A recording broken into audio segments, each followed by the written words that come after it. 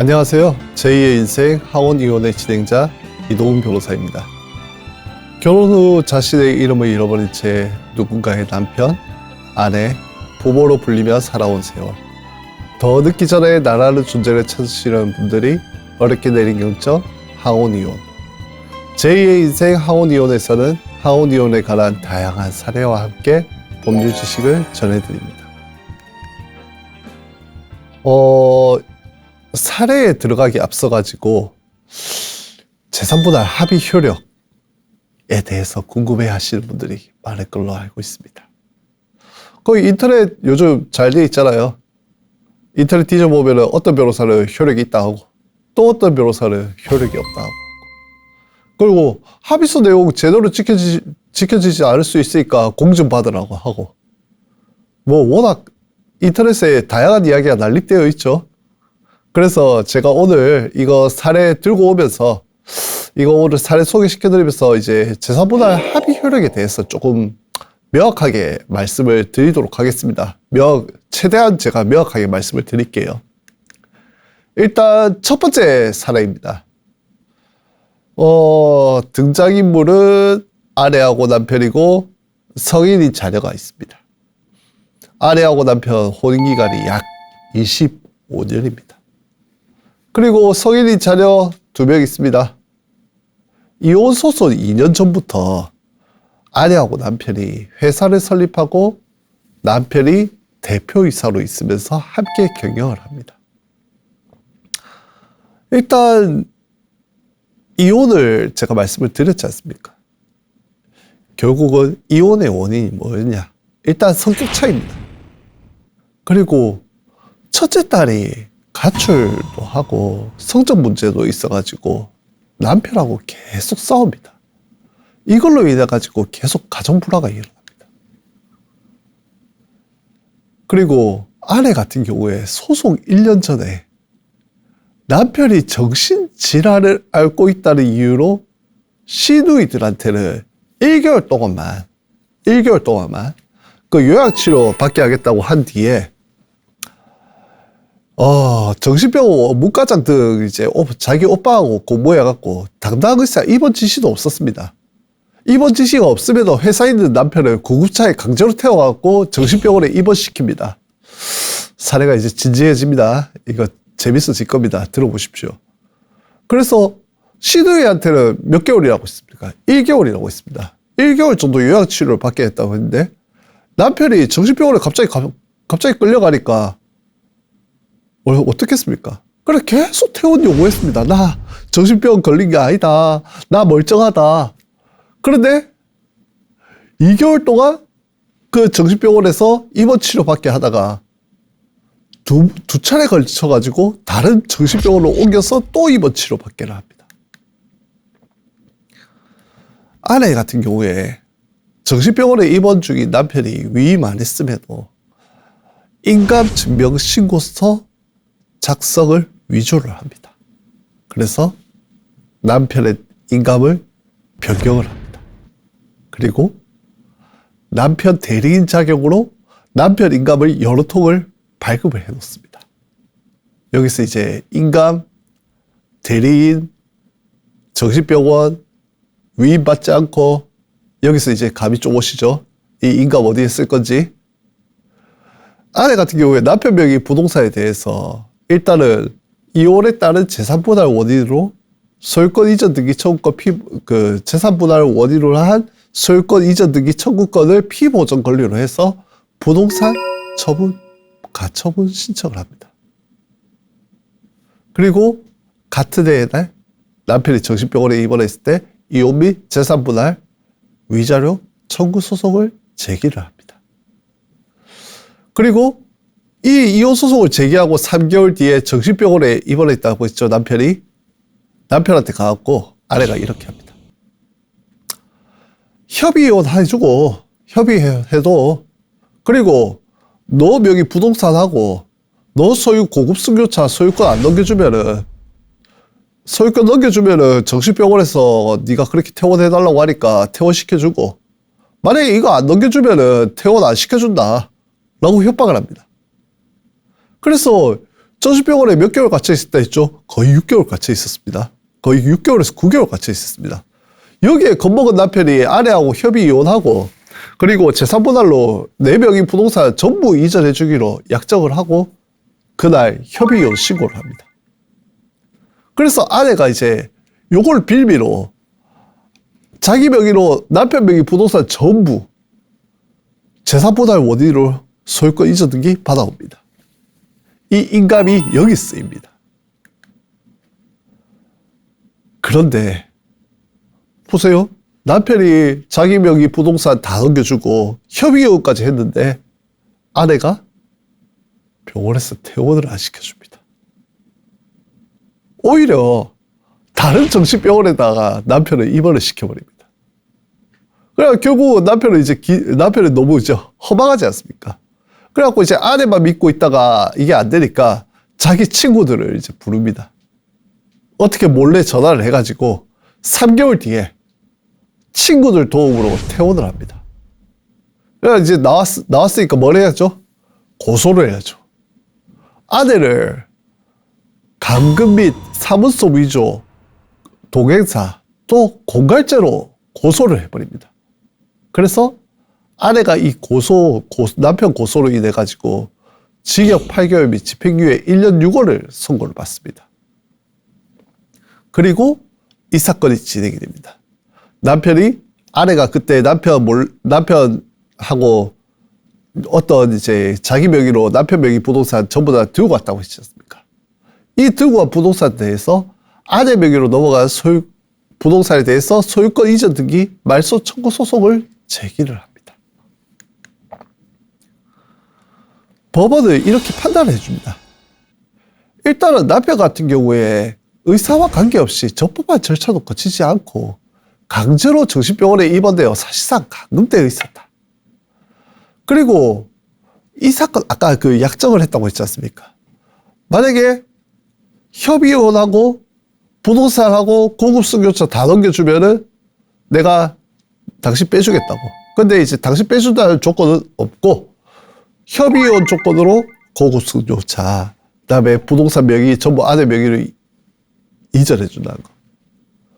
그래서 이런 거 약정을 할 때 당시 입원한 지 거의 한 6개월에서 9개월 되는 남편 입장에서는 일단은 정신병원 퇴원해야 된다 일념에 사로잡힌 감박 상태에서 아내 요구에 따라 가지고 협의혼에 따른 재산분할로 아내한테 협박받은 상태에서 넘겨준 거다. 그렇게 보는 게 타당하다라고 법원이 판단해 줍니다. 그래서 아내는 각 소유권 이전 등기에 각 말소 등기 절차를 이행할 의무가 있다. 라고 법원이 일단 판단해 줍니다. 일단은 법원이 이렇게 판단을 했는데 아내가 뭐라고 했을지 궁금하지 않습니까? 아내가 일단은 주장한 게 있습니다. 사실 남편이 정신병원 입원하기 전에 남편하고 아내 사이에 이혼하기로 한 약정이 있다. 그리고 요 약정에 이 사건 부동산을 전부 다 이전해 주기로 했으므로 이 사건 아내 명의의 소유권 이전 등기는 실체관계에 부합한다라고 주장을 했습니다. 그런데 이 아내의 주장에 대해서 법원이 이렇게 판단합니다. 일단 재산분할에 대한 협의는 그렇습니다. 그 재산분할에 대한 협의는 이제 쌍방협력으로 이룩한 재산분할에 재산에 관해 가지고 서로 자발적인 의사에 따라서 협의하는 것을 말한다라는 게 원칙입니다. 그래서 일반적으로 그 이혼 전에 재산분할에 관한 협의를 하는 경우에는 특별한 사정이 없는 한 협의상의 이혼이 이루어질 것을 조건으로 해서 조건부 의사표시로 보통 재산분할 합의를 하게 됩니다. 그래서 이걸 법원은 조건부 의사표시라고 판단을 해줍니다. 그래서 일반적으로 이 약정 같은 경우에 협의상 이혼이 이루어져야 그 협의의 효력이 발생을 하는 거지. 협의상 이혼이 되지 않고 뭐 혼인 관계가 뭐 지속하게 되거나 아니면은 만약에 협의상 이혼이 아니고 협의 우리나라에 협의 이혼이 있고 그 이제 재판상 이혼이 있거든요. 한 명이 재판상 이혼을 청구를 할 경우에는 이 조건이 성취가 되지 않는다는 게 법원의 판단입니다. 일단은 법원이 봤을 때 남편이 이 부동산을 아내한테 명도하고 1개월 내에 뭐 5천만 원 지급하고 뭐 1년 내에 다시 5천만 원 더 1억 지급하고 그 시어머니하고 자식을 아내가 부양한다는 취지의 약정을 한 거는 이제 인정이 된다고 합니다. 그런데 이게 그 아내가 말하는 1차 약정이라는 게 협의 이혼 여부 관계없이 재산을 이전하겠다는 게 아니다. 협의 이혼이 성립하는 걸 전제로 재산 분할을 한 거다. 그래서 이 약정 같은 경우에는 법원이 말하는 것처럼 협의 이혼이 전제가 돼 있는 거다. 그런데 누가 자발적으로 협의 이혼을 했냐? 앞서 말씀드렸지 않습니까? 남편 감금된 상태에서 정신병원에서 빼주겠다는 조건으로 협의 이혼하고 부동산 등기 받아간 거라고. 법원이 이렇게 판단한 겁니다. 너희들이 한 협의 이혼도 사실 아내가 말하는 1차 약정 때 그때 말하는 협의 이혼하고 다른 거 아니냐. 그래서 너가 강박에 의해 가지고 협의 이혼했다는 재산 분할이므로 너가 말하는 1차 약정은 효력이 발생하지 않는다. 그래서 아내의 주장은 이유가 없다. 라고 이야기를 합니다. 그럼 아내가 또 가만히 있을 수 있습니까? 또 다른 주장을 했습니다. 그러면 내가 말하는 1차 약정이나 2차 약정이 무효라고 해도 일단은 나는 협의 이혼에 따른 재산분할 청구권이 있다. 그러니까 내 명의로 소유권 이전 등기 청구한 거는 일부 부동산에 대해서는 내가 받을 게 있지 않냐. 그러니까 내가 재산분할에 따른 나의 권리다. 그래서 이게 실체관계에 부합한다. 이거 유효한 등기다. 그래서 전부 말소를 고하는 남편의 청구는 부당하다. 라고 주장을 합니다. 이 주장에 대해서 법원이 뭐라고 했냐. 일단은 너가 협의상 이혼 근거해가지고 가정법원에다가 재산분할에 대한 소송을 제기할 수 있으면 제기해라. 이걸 변론으로 할게. 그거는 너가 해야지. 그런데 장래에 재산분할에 따라 너의 권리 부분에 해당하는 부분이 있으니 그 범위 내에서 유효하다는 주장은 아직 재산분할 너가 청구를 하지도 않았지 않냐. 장래를 바탕으로 장래에 내가 이만큼 받을 것이다 라는 걸 바탕으로 너가 주장하는 것은 말이 안 된다 라고 판단해가지고 아내의 주장을 기각을 해버립니다. 결국은 당신이 가정법원에 가갖고 재산분할 소송을 하든 이혼 소송을 하든 협의이혼 다른 재산분할 청구 소송을 하든 그거는 가정법원에 가서 따져라는 말입니다. 그래서 아내가 또 이야기를 합니다. 알겠습니다. 그러면은 이 부동산 넘겨받으면서 부동산에 2억 5천만 원 상당의 근저당 채무 내가 갚았다. 요거 내가 갚았으니까 남편한테 부당이득 반환 청구를 할 수 있는 권리도 있고, 그래서 이걸 받을 때까지 이 사건 청구에 응할 수 없다. 이게 이제 동시에 항변이라고 하는 거거든요. 그래서 아내가 이 동시에 항변을 합니다. 근데 법원이 뭐라고 하냐. 너 이 근저당 가피담보 채무를 다 변제했다고 하는데 변제할 근거를 왜 제시를 안 하냐. 그리고 뭐라고 했죠? 아내하고 남편이 회사를 운영하고 있었다고 했잖아요. 그 부동산의 주 채무자가 남편이 아니었습니다. 회사였습니다. 그래서 원칙적으로 아내가 그 채무를 갚았다고 하더라도 남편하고 회사는 다른 거거든요. 남편이 물론 대표이사로 있지만은 남편이 사실 엄밀히 따지면 회사가 갚을 채무지 남편이 갚을 채무가 아닙니다. 그래서 아내한테 이렇게 이야기합니다. 법원이. 남편한테 네가 청구할 수 있는 게 아니다. 회사한테 청구해라. 그래서 네 동시에 하면 말이 안 된다. 라고 이야기합니다. 어떻습니까? 그러니까 1심에서 2심에서 이렇게 판단을 하는데 아내 억울하지 않겠습니까? 아내 억울하죠. 뭐가 억울한지 모르겠지만 일단 대법원까지 상고를 합니다. 근데 문제가 대법원에서 한번 뒤집힙니다. 일단 다른 건 문제가 되지 않았습니다. 문제는 그 1심하고 2심이 처음에 그 1차 약정의 문제, 1차 약정에 대해서 이렇게 판단했다고 했지 않습니까? 재산분할 협의에 대해서 협의상 이혼 성립을 조건으로 하고 있다고 할 것인가? 약정에 따른 협의 이혼을 하지 않았으니 그 협의상 이혼의 조건 불성치다. 그래서 아내 주장을 기각했다라고 원심이 판단했는데 대법원에서는 다르게 판단합니다. 일단 대법원이 추가로 받아들인 사실관계가 있습니다. 일단 남편하고 아내가 이제 남편을 정신병원으로 넣기 전에 아내의 남자 관계를 되게 의심을 많이 했습니다. 그러니까 아내가 뭐 회사 이제 대표이사는 아니지만은 회사를 같이 운영을 했다고 했지 않습니까? 그러다 보니까 이제 외부에서 사업도 해야 되고 외부에 가서 뭐라고 해야 되나 이제 영업도 해야 되고 하는데 남자들도 만나고 해야 되는데 여기에 대해서 되게 의심을 하면서 의처증을 가지고 있었던 거죠. 자주 다투는 가정생활에 불화가 많았는데 문제는 이 정신병원에 넣기 한 2달 전에 남편이 칼 들고 아내를 죽이겠다고 위협하거나 집에 불을 질러버리겠다고 위협하는 경우가 있었다고 합니다. 그래서 이렇게 정상적인 부부 생활을 할 수 없는 상태에 이르러서 1차로 협의 이혼을 하기로 한 거다.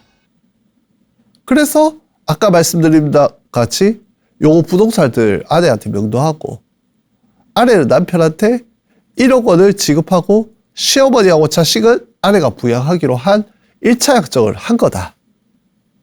라고 받고 또 이 1차 약정서에 남편은 세금 관계를 고려해서 바로는 안 넘겨줘도 되고 소유권 이전 등이 천천히 이해가해도 좋다고 아내가 부기를 했습니다. 그런데 이 남편하고 딸하고 사이가 제가 처음에 안 좋다고 했죠. 남편이 딸한테 손찌검도 하고 난리를 쳤습니다. 그래서 아내가 정신병원에 입원한 거다라고 남편을 입원시킨 거다라고 대법원이 판단을 해줍니다. 그리고 정신병원에 입원을 했더니 알코올 의존도 있고 편지성 인격 장애도 있고 알코올 남용 등의 진단을 받은 사실도 있었습니다. 그리고 이제 협의 이혼을 안 했냐? 그게 아니다. 남편이 정신병원 입원에 한 6개월에서 9개월 지난 뒤에 아내하고 법원에 출석해갖고 협의 이혼 의사 확인받고 협의 이혼 했다. 라는 점을 대법원이 주목합니다. 그래서 이 1차 합의는 남편 같은 경우에 아내한테 소유권 부동산 이전하고 아내 같은 경우에는 남편한테 금 1억 원 지급하는 걸로 재산분할 방법을 정했다는 취지로 볼 여지가 있다. 그리고 이 부동산 말고 남편 같은 경우에 남편이 회사 지분을 거의 대부분 가지고 있었거든요. 회사 잘 나가지 않냐. 그러니까 이게 부당한 것도 아닌 것 같다. 라고 해서 협의 이혼함에서 특별한 사정이 없는 한 재산분할 합의에 정지 조건이 성취된 것으로 볼 수도 있지 않냐. 라고 원심한테 물어보게 됩니다.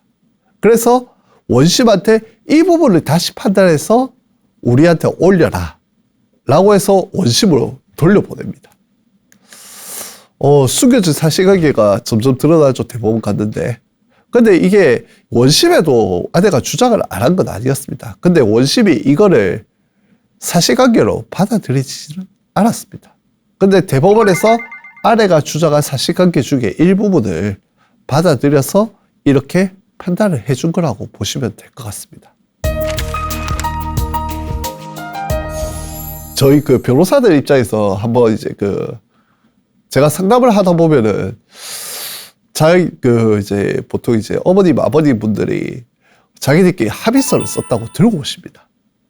그런데 이게 이거 당사자들 쓴 게 맞아요 라고 하는 합의서가 있는 반면에 거의 대부분은 이 합의서 법원에 나중에 이거 합의서 가지고 이혼하시면 나중에 문제 많이 생깁니다 라고 이야기를 합니다. 그래서 두 번째 사례하고 세 번째 사례는 일단은 잘된 합의서의 사례와 이게 저희가 봤을 때 이게 뭐 못됐다라고 제가 뭐 말씀드리기 좀 어렵긴 하지만은 저희 변호사들이 봤을 때 이거 문제가 있을 수 있겠는데 라는 합의서를 바탕으로 사례를 좀 전달을 해드릴까 합니다. 일단 두 번째 사례부터 시작을 하겠습니다. 20년 차입니다, 남편하고. 일단은 그 20년을 살았음에도 같이 생활하고 성격하고 생활 방식이 되게 차이가 많이 났습니다. 그래서 둘이서 이제 협의 이혼에 관한 합의서를 작성을 하기로 합니다. 그래서 뭐 합의서 내용에 뭐 협의 이혼 시기도 넣고 그 다음에 자녀들에 대한 뭐 친권 행사자나 양육자 지정 및 면접 교섭권도 넣고 위자료에 대해서도 서로 청구하지 않기로 일단 넣어놨습니다. 중요한 건 뭐죠? 재산분할에 대해서입니다. 재산분할에 대해서 일단 아내가 남편한테 남편이 아내한테 5억 원을 지급하기로 명확하게 기재를 넣었습니다. 그래갖고 그 지급 시기에 대해서도 구체적으로 나눠가지고 기재를 해놓습니다. 그리고 전세 보증금하고 시설이 있었는데 여기에 대해서도 아주 구체적으로 적어놓습니다. 그리고 유체동산도 있었는데 이 생활 도구에 대해서도 전부 남편 소유로 하고 아내 같은 경우에는 어떠한 소유도 주장할 수밖에 없게 그리고 자동차에 대해서 아내 소유로 하고 보험도 아내 명의로 전부 다 변경하기로 싹 다 적어놨습니다. 그리고 벌칙도 적어놨습니다. 뭘 적어놨냐? 일단 필요한 서류를 전부 이제 아내한테 구비 주고 3억 2,500만 원에 대해서는 그 이제 5억 원이었거든요. 그 5억 원을 지급하기로 했었는데 그 첫 번째 지급할 때가 1억 7,500만 원이었습니다. 근데 3억 2,500만 원은 좀 시일이 걸리니까 집행 공증서를 아내한테 교부해 준다는 내용까지 적어놨습니다.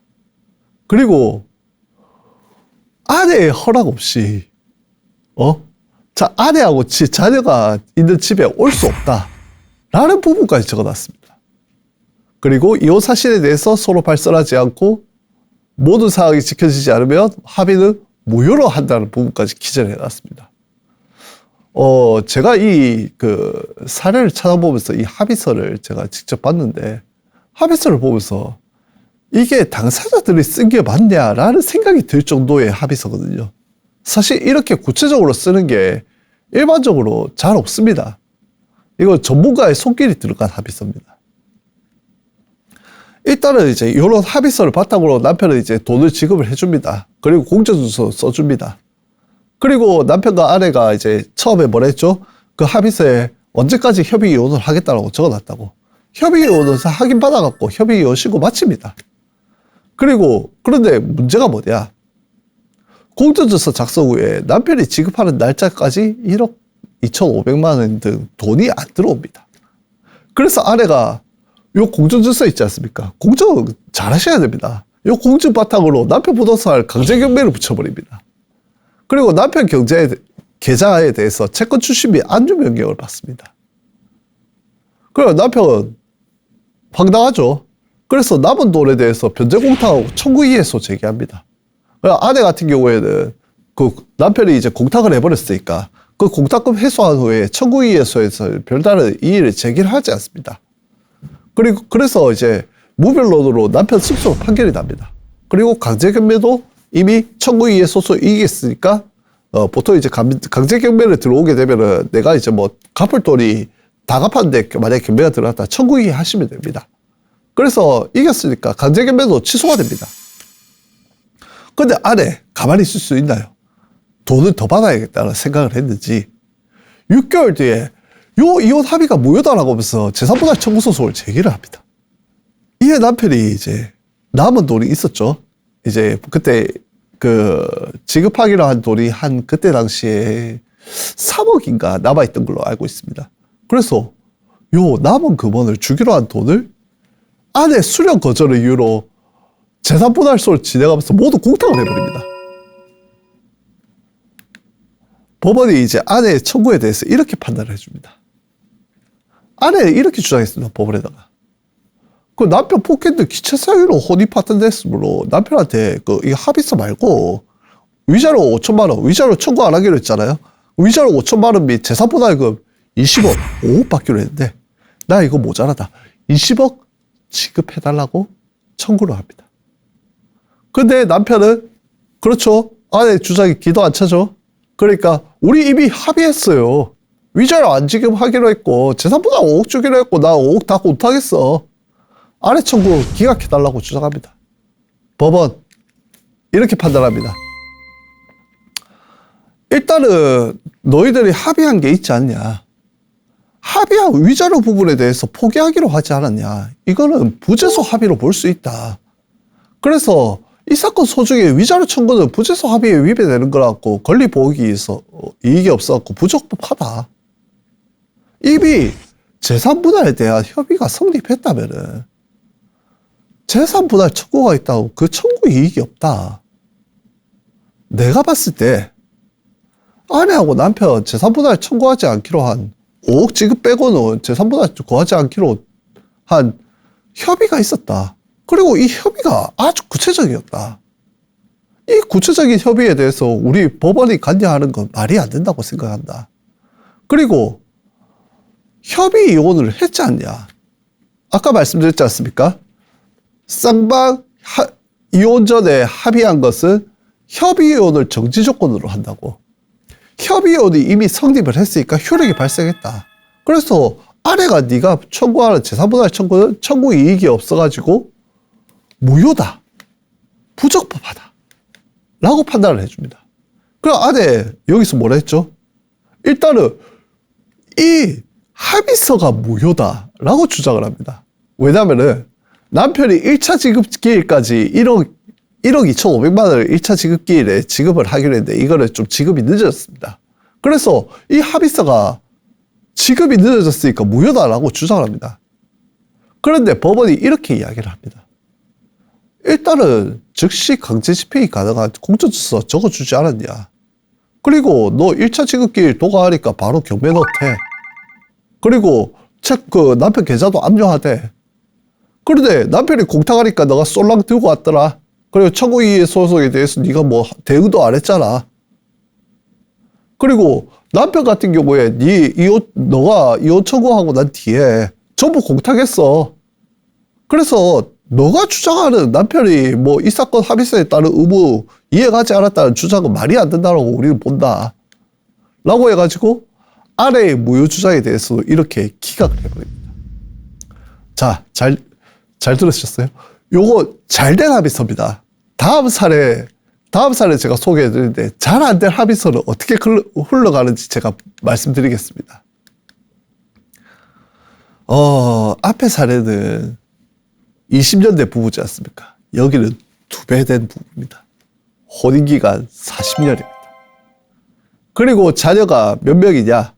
무려 7명입니다.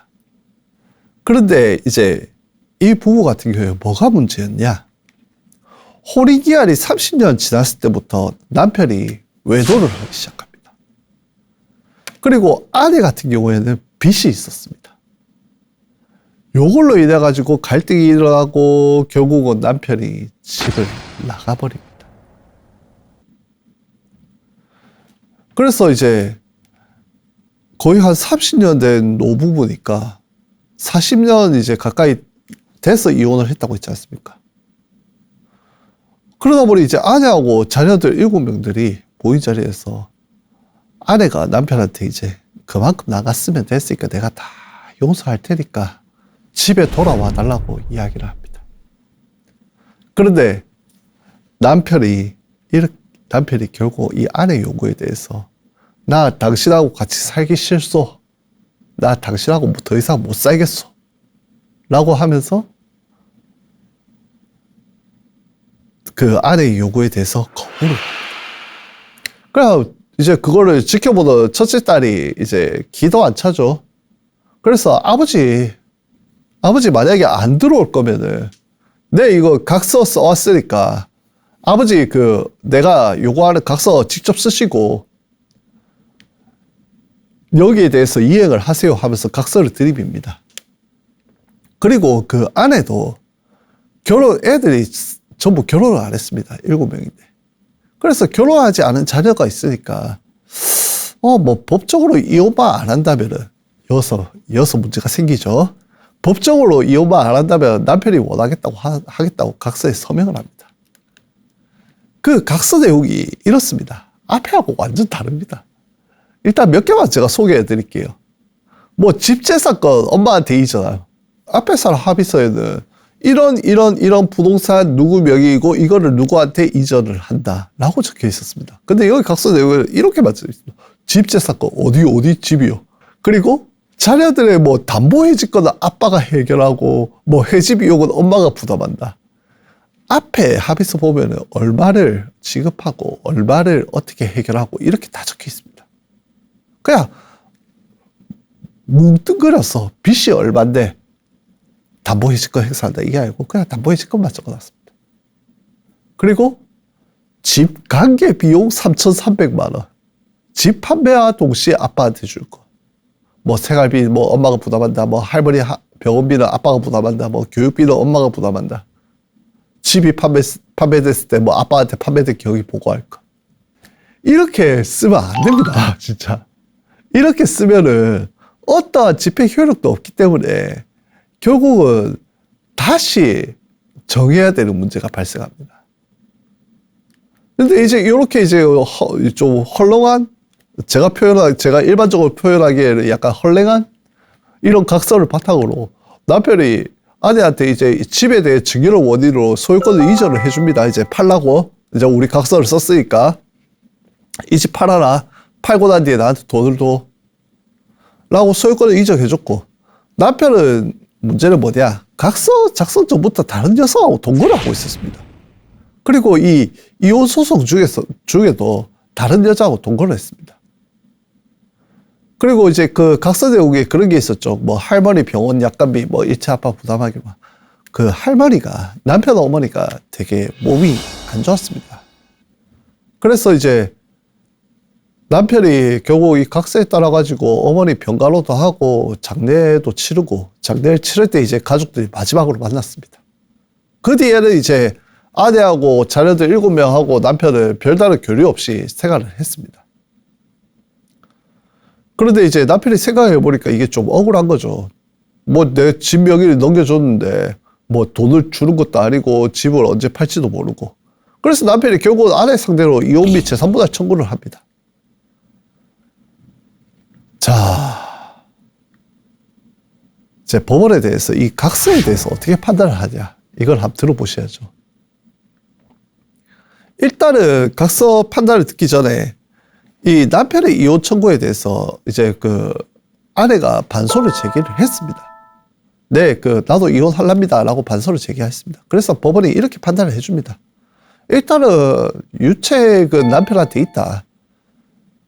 혼인관계를 실질적으로 종료한다는 생각으로 이 사건 각서 작성했고, 그리고 남편 같은 경우에 각서 작성하기 전부터 다른 여성하고 동거하고 있었고, 현재도 그 여성하고 동거하고 있지 않냐. 그리고 아내도 남편 외도 문제 삼지 않기로 하고 이 사건 각서 작성한 거다. 그래서 서로 교류 없이 생활도 하고 있고, 피고도 이혼에 동의하고 있고, 아내도 이혼에 동의하고 있고, 그래서 이 사건 혼인관계가 언제 파탄이 됐냐? 이 사건 각서를 작성할 때 파탄이 됐다. 그리고 아내하고 남편 혼인관계 회복할 여지도 없다. 라고 해서 민법 제840조 6호 상 재판상 이혼 사유에 해당한다라고 판단을 해줬습니다. 그래서 이제 문제는 뭐죠? 각서를 썼지 않습니까? 이 각서의 효력이 어떻게 되냐가 문제가 됩니다. 그러니까 문제는 남편의 재산분할 청구권이 있는가? 아내가 이렇게 이야기합니다. 일단은 이 사건 각서 작성했으니까 구체적인 재산분할 약정 성립했다. 그리고 남편한테도 불리한 게 아니었다. 남편한테 어떻게 보면 유리한 거일 수도 있다. 그래서 남편이 아내한테 재산분할 청구를 할 수 없다. 라고 아내가 주장을 합니다. 그런데 제가 아까 말씀드렸지 않습니까? 법원이 협의 이혼을 전제로 재산분할 약정을 하는 거라고. 협의 이혼이 정지 조건이라고요. 그래서 협의 이혼이 이루어지지 않는 경우에는 재산분할 협의는 조건 불성취로 효력이 발생하지 않는다는 게 법원의 입장이라고 제가 말씀을 드렸던 것 같습니다. 그럼 뭐라 했죠? 이 사건 같은 경우에 협의 이혼 됐습니까? 아닙니다. 협의 이혼 안 했습니다. 아내가 아까 제가 이상하다고 한 부분 있지 않습니까? 아내가 그 각서를 쓸 때 애들 결혼할 때까지 뭐 법적으로 이혼한 게 아니니까 일단 각서를 썼다라고 말씀드렸지 않습니까? 둘이 협의 이혼 안 했습니다. 결국은 남편이 협의 이혼을 안 했기 때문에 재판상 청구를 한 겁니다. 그래서 만약에 협의 이혼이 안 됐으면은 구체적으로 권리가 발생했다고 보기 어렵다는 게 법원의 입장입니다. 그래서 혼인이 해소되기 전에 미리 포기하거나 포기하는 것은 무효다라고 판단을 합니다. 일단 법원이 지적한 게 이 부분입니다. 집관계 비용. 3,300만 원 집 판매 동시에 아빠한테 줄 것이라고 적혀 있고 7번 집이 판매됐을 때 반드시 아빠에게 판매된 경위를 보고할 것이라고 적혀 있었습니다. 각서에. 그런데 법원이 이걸 봤을 때 기도 안 차는 거죠. 아니 요거 집을 판매한다고 했는데 이거 집 판매하는 시기가 언제까지 판매한다라고 적혀 있는 게 없냐. 그리고 만약에 안 팔릴 경우에 요걸 어떻게 청산할 건지에 대한 어떠한 것도 기재가 안 돼 있다. 요 각서에는. 그리고 남편이 아내 명의로 돌아왔을 때 알아서 파는 거지. 남편이 요 매도에 대해서 관여할 수 있도록 한 걸 보면은 확정적으로 구체적으로 협의를 했다고 보기는 어렵지 않냐. 라는 게 법원의 판단이었습니다. 그래서 요 사건 각서를 작성하면서 재산분할에 대한 구체적인 권리 및 의무가 발생했다고 볼 수 없다. 그래서 요 각서는 무효고 재판상 이혼 청구를 했기 때문에 조건도 성취되지 않았고 각서 내용도 이상하고 이 각서 내용대로 우리가 재산분할 청구 판단을 내리기는 어렵다라고 하면서 남편이 이혼 청구하면서 아내한테 이혼에 따른 재산분할 청구권을 행사할 수 있다라고 판단을 해줍니다. 일단 이제 요 재산분할 대상비 가액이 얼마였냐? 한 7억 원 정도 됐습니다. 그리고 아내가 주장을 했지만 남편한테 유리한 거라고 주장을 했지만 사실 재산분할할 대상이 이 사건 이 부동산밖에 없었습니다. 대략 한 7억밖에 안 됐습니다. 그래서 이제 분할 비율을 법원에서 어떻게 정했냐? 남편한테 10% 줬습니다. 혼인기간이 40년인데 남편한테 50대 50이 된 게 아니라 남편한테 10% 주고 아내한테 90%를 줬습니다. 왜 그랬을까요? 법원이 이 각서가 이제 잘못됐다라고 판단을 했는데 이 각서를 완전히 무시를 할 수가 없었습니다. 이 각서 같은 경우에 좀 적혀 있는 게 좀 잘못되긴 했지만은 일단은 아내하고 남편이 협의를 한 거 아니냐. 둘이서 부부 공동재산 청산하는 취지에서 작성된 거 맞다.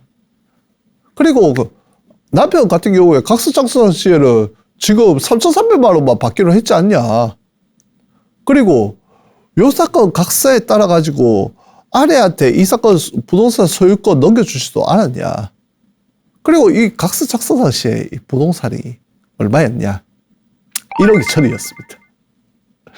그런데 그 한 몇 년 이제 이거 남편이 보통 이제 이 10년 그 각서 작성한 게 제가 알기로 아마 10년, 7년에서 10년 정도 됐던 걸로 알고 있습니다. 그 7년하고 10년 사이에 7배가 뛰었습니다. 집 가격이. 그래서 요 그 집 가격이 아내한테 넘어오고 7배가 뛰었는데 이게 아내의 노력으로 인해 가지고 시세가 상승한 이익을 볼 수 있었던 거에 불과하다라고 판단해 줍니다. 그리고 남편 같은 경우에 각서 작성 당시에는 공장을 운영하고 있었습니다. 그래서 요거 부동산 외에도 소유하고 있는 재산이 더 많았을 거다라고 법원이 판단을 해줍니다.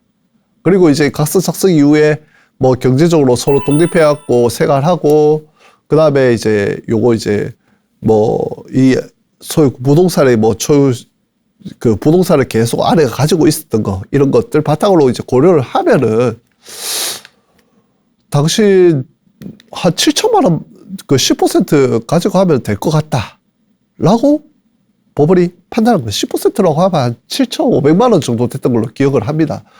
근데 이제 이 사건을 보면 알다시피 각서 자체가 아주 뭐 거의 뭐 이제 법원에서 쓰기 참 어렵다라고 하더라도 법원에서 아주 무시하는 건 아닙니다. 그런데 아내 같은 경우에는 보십시오. 3,300만 원만 주면 되는 거였습니다. 그런데 결국은 7,500만 원 줘야 됩니다. 각서가 잘못 적혔기 때문에 발생하는 문제입니다. 이번 사례 같은 경우에는 그 각서 효력을 인정을 해가지고 협의이혼도 하고 했기 때문에 그 아내 재산분할 청구에 대해서 이 각서 효력대로만 다 이행됐으면은 문제 없는 거 아니냐 하면서 20억 청구를 기각을 시켰습니다. 그거 합의서 잘 썼기 때문입니다. 그런데 이 각서 같은 경우에는 문제가 많다고 했지 않습니까? 결국 각서를 아예 무시하는 건 아니지만은 잘못 쓰면은 제대로 쓰지 않으면은 결국은 분쟁이 발생할 수밖에 없습니다. 부디 물론 이제 서로 이 사건 제 방송 끝나고 서로 이제 뭐 합의서 쓰겠다고 하시는 분들이 있을지 모르는데 만약에 그거는 심각하게 고민을 하시고요. 만약에 정말 우리 둘이 살 수 없다. 그런데 재판상 이혼은 쏙 시끄러워서 못하겠다라고 하시는 분들 같은 경우에도 합의서를 명확하게 쓰십시오. 본인들이 명확하게 쓰는 게 뭔지 모르겠다 싶으면 전문가 도움 얻으십시오. 안 그러면 나중에 분쟁 발생할 수밖에 없습니다. 부부는 인생이라는 여행길을 평생 함께 걸으면서 고락을 함께 나누는 동행자입니다. 항혼이혼을 생각하시기 전에 긴 세월 함께 해온 깊은 정을 다시 한번 헤아려 주십시오. 그래도 돌이킬 수 없는 결심이라면 저희 제2의 인생 항혼이혼에서 도움이 되어드리겠습니다. 저는 다음 주에 다시 찾아오겠습니다. 함께 해주셔서 고맙습니다.